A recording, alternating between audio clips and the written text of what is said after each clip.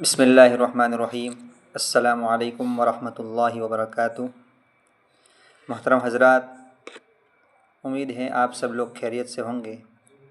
آج ہم چوتھی تراویح کے چند اہم نکات سنیں گے۔ آج کی تراویح چوتھے پارے کے ربع آخر سے پانچویں پارے کے اختتام تک کی تلاوت پر مشتمل ہے۔ اللہ تعالیٰ کا ارشاد ہے کہ جب تک افواہوں کی تحقیقات کر کے حقیقت معلوم نہ کر لی جائے اس وقت تک ان کی اشاعت کو روکا جائے، کیونکہ منافقین غلط افواہیں پھیلا کر مسلمانوں کو ہراساں کرنے کی کوشش کرتے ہیں۔ مسلمانوں کو یہ ہدایت دی گئی ہے کہ اپنی کردار اور اخلاقی سطح کو بلند رکھو تاکہ کفار کے مقابلے میں تم کو باوجود اپنی قلیل تعداد کی کامیابی حاصل ہو۔ چنانچہ یہودیوں، عیسائیوں اور مشرکوں کے مذہبی تعصبات اور مذموم اخلاق و عمل پر بھی تنقید کی گئی ہے اور ان کو دین حق کی طرف دعوت دی گئی ہے۔ ارشاد باری تعالیٰ ہے کہ تم سب آدم کی اولاد ہو، اس لیے معاشرے کو مت بگاڑو۔ حکم ہوا کہ یتیموں کا مال ان کو واپس کر دو اور ان کے اچھے مال سے اپنا برا مال مت بدلو۔ اس صورت میں تم کو اجازت بھی دی گئی ہے کہ نماز قصر کرنے نیز نماز خوف ادا کرنے کا حکم بھی دیا گیا ہے۔ پھر ازواج کی تعداد مقرر فرماتے ہوئے یہ ارشاد فرمایا گیا ہے کہ اگر تم بیویوں کے درمیان انصاف نہ کر سکو تو پھر ایک ہی بیوی پر اکتفا کرو اور بیویوں کے مہر خوش دلی سے ادا کرو۔ ترکے میں مرد اور عورت کے حصے مقرر فرمائے اور قرض کی ادائیگی کو مقدم ٹھہرایا۔ بدکار عورت پر 4 شہادتوں کو لازمی قرار دیا اور جرم ثابت ہونے پر قید میں رکھنے کا حکم ہوا۔ بدکار مرد کے لیے سخت سزا کا حکم ہوا، البتہ توبہ کی تاکید فرمائی۔ ہاں، آخری وقت کی توبہ قابل قبول نہیں۔ اس کے بعد ان رشتوں کی تفصیل ہے جن سے نکاح ناجائز ہے۔ مقررہ مہر کی رقم میں زوجین کی رضامندی سے شادی کے بعد کمی بیشی ہو سکتی ہے۔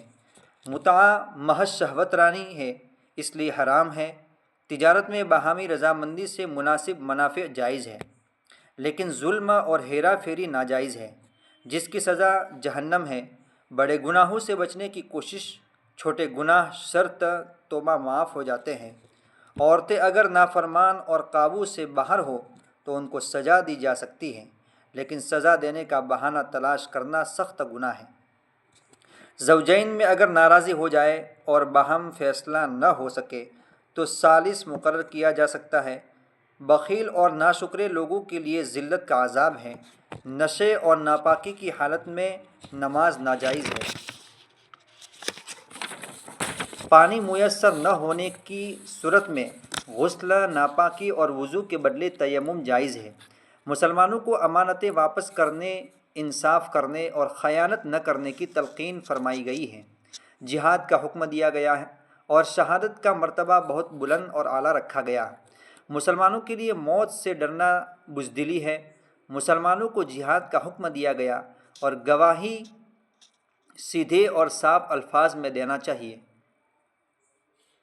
پیشدار گواہی ناجائز ہے، یہاں تک کہ اگر سچی گواہی کے مضر اثرات تمہاری ذات پر یا اپنے رشتہ دار کی ذات پر بھی پڑتے ہوں تب بھی گواہی سچی دینی چاہیے۔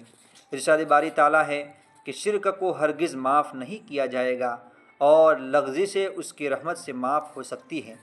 چوتھی تراویح کا بیان ختم ہوا۔ اللہ تعالیٰ ہم سب کو قرآن پڑھنے اور سمجھنے اور اس پر عمل کرنے کی توفیق عطا فرمائے۔ قرآن کو ہم سب کی نجات کا ذریعہ بنائے۔ قرآن کے نور سے ہم سب کے دلوں کو منور فرمائے۔ قرآن کی برکت سے ملک اور عالم اسلام کے حالات تبدیل فرمائے۔ اے اللہ، قرآن کو قبر کی تنہائی میں ہمارا رفیق بنا، قرآن کے ذریعے ہم پر رحم فرما، آمین۔